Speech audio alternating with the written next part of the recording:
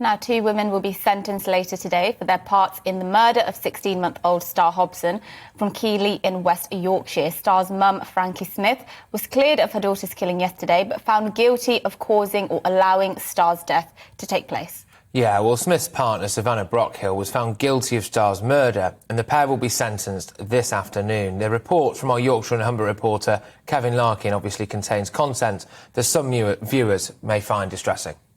16-month-old Star Hobson, another child failed in Britain. Failed by her mum's partner, who ended her short life.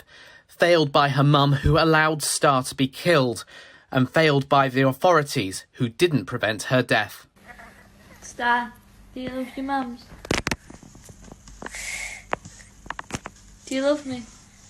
Love was in short supply at their home in Keighley, where Star endured months of beatings and psychological harm from those who the toddler should have felt safest with.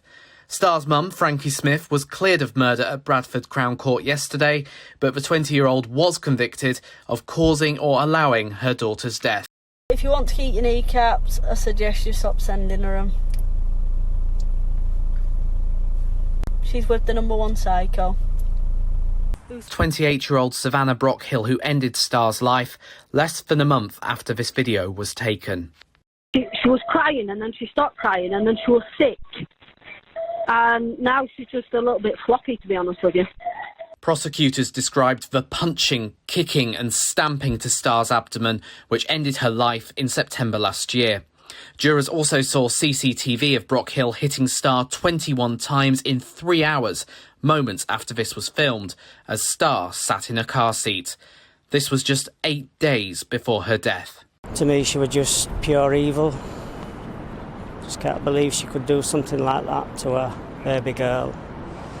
It was like, as I say, we were just a quiet, lovely family, and she ascended from the bowels of hell and just completely devastated, wrecked our family and took poor baby Star's life.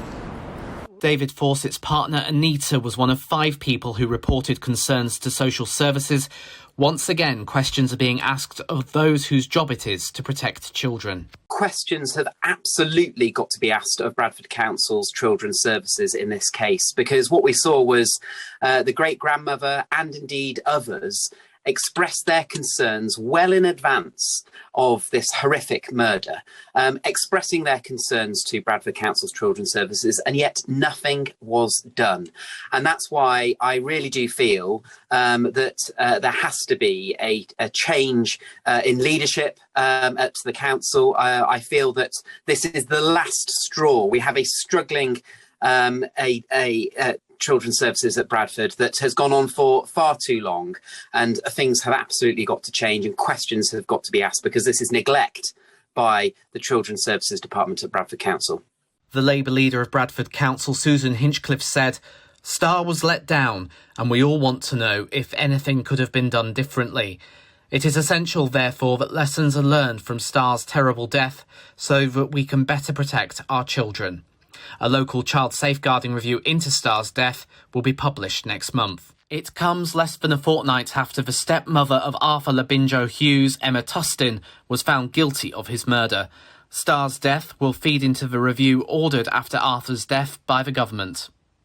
Brockhill and Smith, both from Keighley, will be sentenced later today for their roles in the death of Star Hobson. Kevin Larkin for GB News.